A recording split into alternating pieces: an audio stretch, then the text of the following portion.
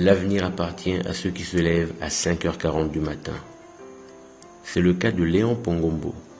Chaque matin, au volant de sa voiture, Léon accompagne ses enfants à l'école. En passant, il s'arrête chez un ami du quartier pour prendre une petite collecte de ses enfants. Toujours être au service des autres. Voici une valeur que Léon applique même dans son travail.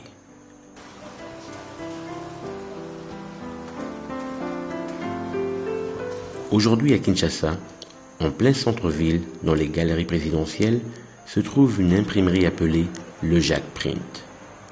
Ça grouille de monde.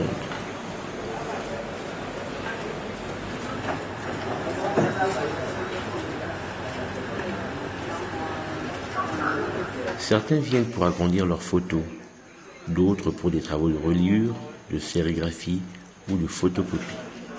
Bref, tout ce qui concerne l'imprimerie ou le papier en général est à l'ordre du jour.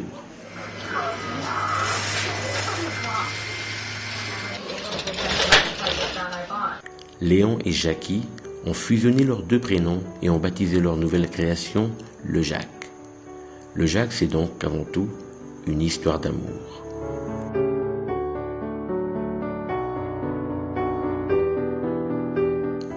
Pourquoi devons-nous toujours tout importer, même jusqu'au papier pour essuyer nos postérieurs? Le Jacques ne s'occupe pas seulement du papier que nous plaçons devant nous, il s'intéresse aussi au papier que nous plaçons derrière nous. En effet, le Jacques Print a donné naissance à Le Jacques Douceur, une marque de papier toilette de très haute qualité fabriquée au Congo. Récapitulons. Le Jacques Print, l'imprimerie, le Jacques Douceur, les papiers toilettes. Tôt le matin, Léon Pongombo prend son petit déjeuner avec son équipe de délégués commerciaux. Il nous explique que l'argent dépensé pour le petit déjeuner ou l'eau fraîche est inférieur à l'argent qu'il dépenserait au cas où une des employées tomberait malade. Qui veut aller loin nourrit ses employés. Nous nous battrons pour être le meilleur, le leader dans ce marché.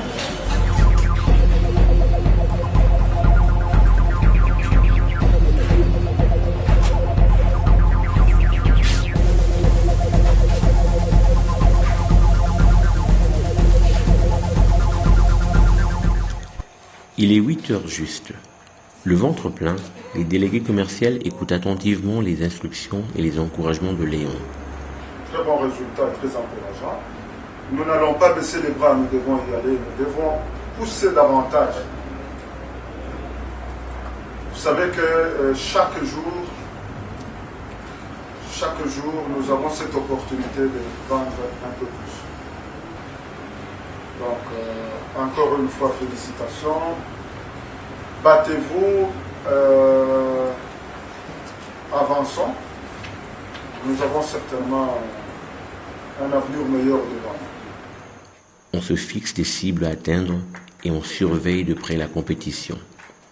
Ensuite, Léon se dirigera vers le centre-ville où d'autres employés et des commandes d'imprimerie l'attendent. Pour éviter les confusions de rôle, l'uniforme des employés de Le Jacques Print est différent de celui des employés de Le Jacques Douceur. Chez Le Jacques, ce sont les hommes qui revendiquent la parité. En effet, la majorité des cadres de cette entreprise sont des femmes.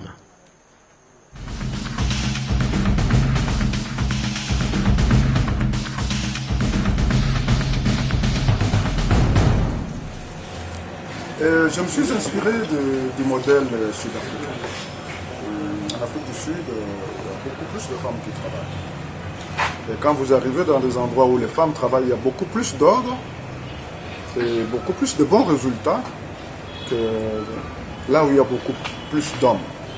Toutes ces déléguées commerciales sont en fait des diplômés d'université. Dans la joie et l'allégresse, elles reçoivent un per diem, une somme qui leur permettra de se disperser à travers la ville en transport public.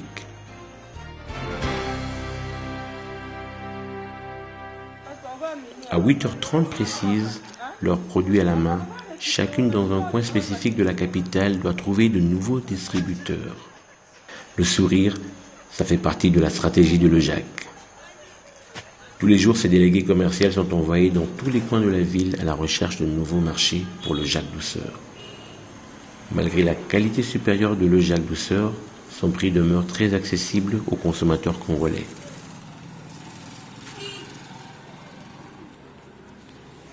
Nadine, la marketing manager, nous fait visiter en douceur les installations et le processus de création des papiers toilettes. Aujourd'hui, le Jacques Douceur produit entre 500 et 800 paquets par jour. 2 grands rouleaux sont utilisés par jour. C'est un papier de première qualité appelé Virginie. Même dans le domaine du papier toilette, il existe des catégories. Certains papiers vendus sur le marché sont d'une qualité inférieure et sont composés de colorants chimiques très nuisibles, surtout pour les femmes.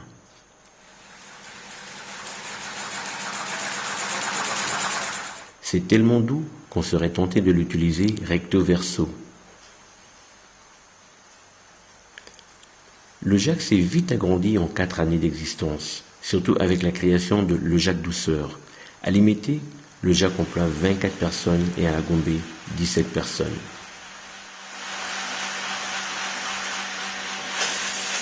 Comme elle travaille à cheval entre Limité et Gombe, Nadine commence sa journée avec douceur, en uniforme de Le Jacques Douceur. Puis, elle se change pour se rendre à la Gombe chez Le Jacques Print. Nous sommes dans les bureaux de l'imprimerie en ville, aux galeries présidentielles, où vous voyez un peu, c'est un jour de travail ordinaire, hein. Il y a les clients qui font leurs travaux, nous sommes là en train de travailler. Et c'est un peu ça, il y a des copies par-ci, des copies en noir et blanc, couleur, des impressions que nous faisons en différents formats, des photos que nous agrandissons, nous avons différentes rayures que nous faisons, nous avons le côté conception, où nous pouvons concevoir des cartes de vœux, des cartes de visite, autant de choses que nous concevons à la demande du client, parce que nous sommes là pour pouvoir satisfaire le client, donc il suffit qu'un client vienne vers nous et nous propose quelque chose en rapport avec notre travail et nous nous exécutons à la minute près. Voilà un peu le cadre dans lequel nous sommes.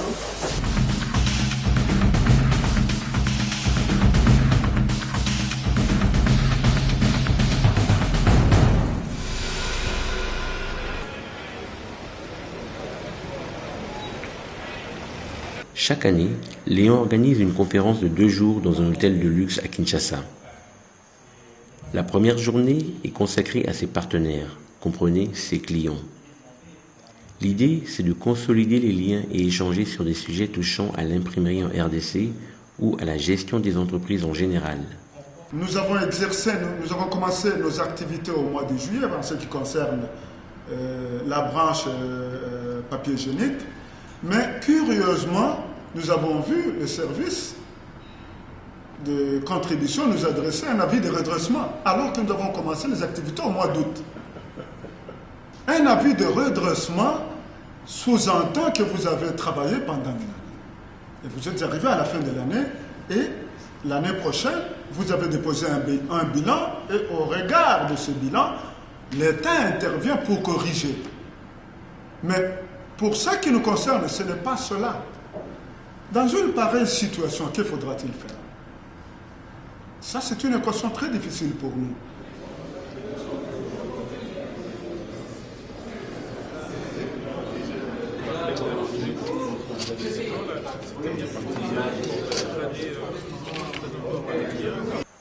Les clients satisfaits répondent volontiers à l'appel. Absolument satisfaits. En fait, nous avions déjà fait le planning pour pouvoir commander à Dubaï ou en Chine. Et lorsque j'ai vu le produit, le matériel produit à la Gombe, à quelques centaines de mètres de mon bureau, je me suis dit, mais quel aurait été le gâchis? Et donc, je suis très très satisfait. Consommer congolais, c'est un peu les Chinois, ils consomment ce qui est produit en Chine. Et pourquoi on ne ferait pas la même chose? Et moi, j'encourage donc, nous entrons dans une année 2011-2012. Ce sont 2 années qui seront très très capitales pour le monde politique. Et toutes les fournitures, les calicots et tout le matériel, moi je conseille à tous les opérateurs politiques qui vont s'engager à s'adresser à les gens. C'est une seule adresse, c'est ici à la Gombe. Je ne fais pas de la publicité gratuite. Franchement, je suis satisfait. Moi, j'ai le sens des choses bien faites. Je le dis en connaissance de cause. Pas seulement parce qu'il est congolais, mais je le dis en connaissance de cause, c'est des très bons produits.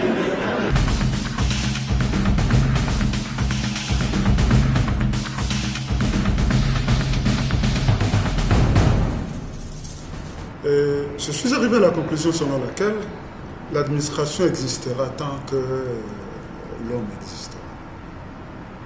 Donc, on aura besoin de manipuler, de prendre du papier, d'imprimer, d'utiliser des carnets.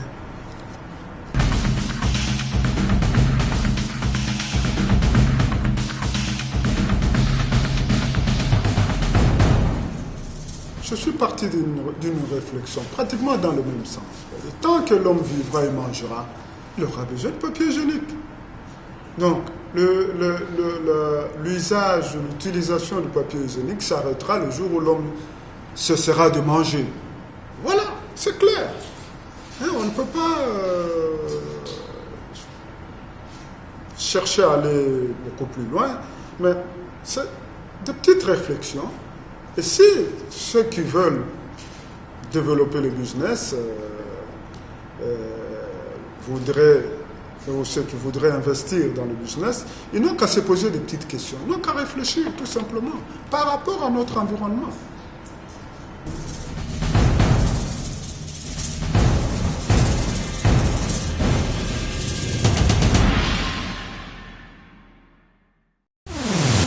Dans une vie antérieure, Léon a travaillé pour une firme multinationale. Léon et Jackie sont très ambitieux. Pendant tout ce temps, Jackie et Léon nourrissaient le rêve de devenir leur propre patron. Au lieu de demeurer de simples employés, ils voulaient devenir des créateurs d'emplois, atteindre l'indépendance financière. Mais tout cela fait très peur. Quitter le confort d'un salaire régulier et se lancer dans les affaires, ça fait très peur.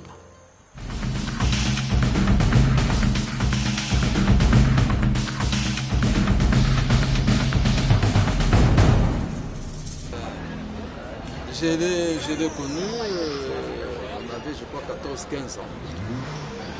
Donc il y a vraiment longtemps qu'on s'est connus. Et nous avons vécu dans une commune qui était une commune turbulente. La Kenya Lubumbashi, c'était une commune, on appelait même la commune rouge. Il y avait des turbulences, beaucoup de voyous. Hein. Nous avons évolué dans ce milieu, mais nous, on était un peu différents des autres. La preuve est que voilà, nous sommes là. Et on l'appelait de façon intime Monsieur Pont. Jusqu'à aujourd'hui, on l'appelle toujours Monsieur Pont. Même mes enfants l'appellent toujours Monsieur Pont.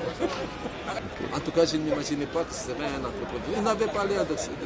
Lui, c'était genre agent de cadre de Gécamine. Vous allez au boulot en bus ou en voiture, on vous dépose à midi, prenez votre verre le soir, et puis tout s'arrête là. Mais voir en vous maintenant, comme j'aime bien les taquiner, je l'appelle PDG, même s'il n'aime pas beaucoup, je l'appelle PDG. Hein? Non, j'ai beaucoup apprécié. Je crois qu'il a de l'avenir. Nous sommes là pour le conseil, pour les stimuler à aller vers là-bas. Mais l'autorité aussi dans les 4-5 chantiers, qui donne aussi un coup de pouce et tout marchera très bien.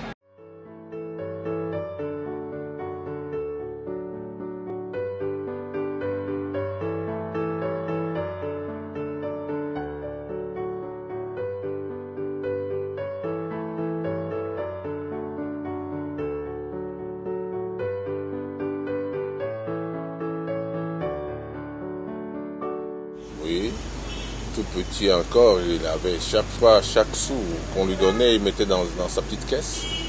Et je sais qu'il y a un autre enfant qui venait, qui soutirait un peu, mais il était dans tous ses états. Il gardait tout ce qu'on lui donnait. Il était déjà tout petit, il n'était pas dépensier, comme maintenant d'ailleurs. Il ne fait que ce qu'il a programmé. Il n'aime pas d'improvisation. Ça, c'est depuis qu'il était petit. Les jeunes gens de son âge se permettraient beaucoup de choses au-dessus de leurs moyens. Je me rappelle d'ailleurs que il y a plus de 20 ans, il avait acheté sa première voiture d'occasion. Il est resté avec cette voiture jusqu'il y a peu. Il y a, je crois, 4-5 ans, il vient de changer de voiture. Il n'achète que ce qui est nécessaire.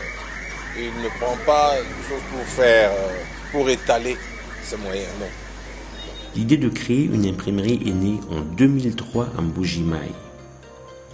Le nom fut trouvé lors d'un séjour en Afrique du Sud et finalement, le 17 novembre 2007, le Jacques Print est devenu opérationnel. 3 ans plus tard, au mois de juillet 2010, le Jacques Douceur vit le jour.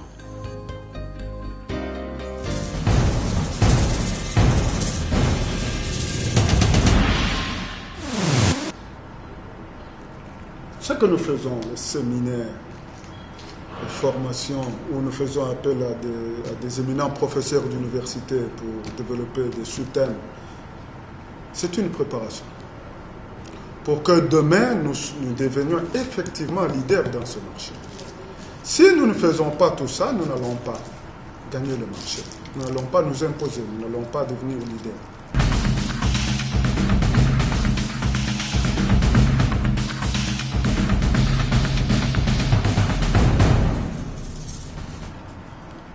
La préparation, c'est la base de tout. Évidemment, c'est un sujet globalisant. Il y a beaucoup d'aspects dans la préparation. La préparation, c'est la base de tout. Sans préparation, vous ne valez rien. Je vais vous donner juste un petit exemple. De nos jours, quand vous entrez dans le monde footballistique, le sport, on nous apprend que la préparation, elle vaut tout. Alors que par le passé, nous pensions qu'il faudra des fétiches pour gagner un match. Aujourd'hui, nous disons qu'il faut bien se préparer pour gagner un match. Voilà ce que je peux donner comme réponse à cette question. La leçon à tirer de Léon et Jackie, c'est la préparation, la préparation, la préparation. Ils ont pris 4 ans pour se préparer. Ils ont pris 4 ans pour préparer le Jacques Print. Madame Jackie n'aime pas qu'on lui dise « Chancelo Kopamba ». Car, dit-elle, demain se prépare aujourd'hui. Il faut une bonne préparation, avoir confiance en soi, avoir une idée nette de ce qu'on veut. Se préparer, ça veut dire se documenter, donc lire. Il faut lire, dit Léon, car le livre, c'est le jardin des savants. Aujourd'hui, avec Internet, on peut chercher ce qu'on veut et trouver ce qu'on veut.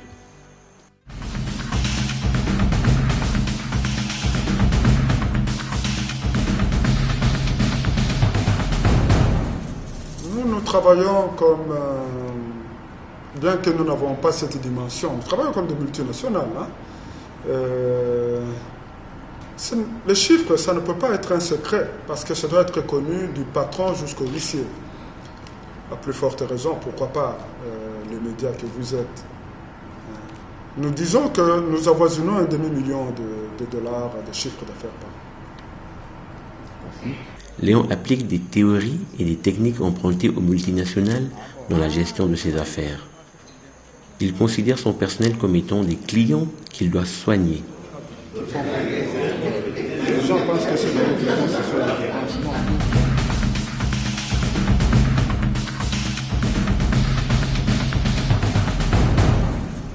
C'est toujours de faire mieux que hier, que précédemment. Courir derrière l'excellence, courir derrière ce qui est beau à voir, ce qui est bien à faire. C'est ça en fait, ma raison d'être.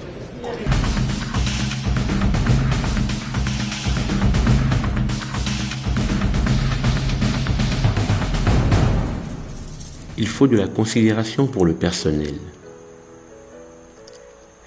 Léon n'aime pas qu'on lui fasse des courbettes ou des flatteries inutiles.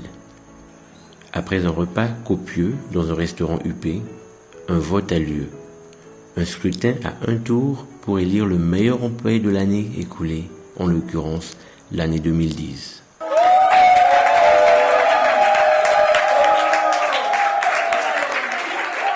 Bon, je suis très content, c'est une surprise pour moi, je ne m'y attendais pas, mais je travaille avec conscience et détermination pendant cette année, c'est ça le résultat, c'est le fruit de la conscience, donc c'est le fruit de l'excellence, moi je dirais que c'est ça.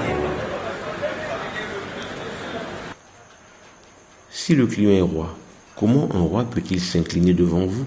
Cela n'a pas de sens. C'est donc à lui, Léon, de s'incliner devant ses clients. Il faut de l'humilité vis-à-vis du client. Le client doit se sentir pris en compte. Pour bien gérer, il faut savoir planifier et respecter les règles de jeu de la gestion. 1. Ne pas confondre recettes et profit. 2. Ne décaisser de l'argent que lorsqu'il y a un motif valable. 3. Travailler en fonction des générations futures. La mauvaise gestion rattrape toujours son auteur lentement mais sûrement, selon Léon Pongombo.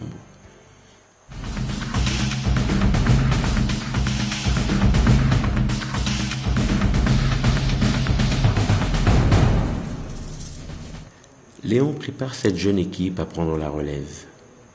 Il faut savoir préparer la relève en termes de gestionnaire et non pas forcément en termes d'héritier.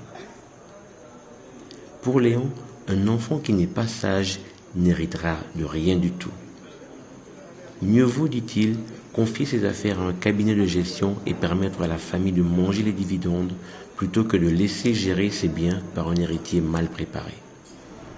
Nous demandons plus particulièrement à la jeune génération, nous demandons plus particulièrement à ceux qui veulent investir de ne pas avoir peur.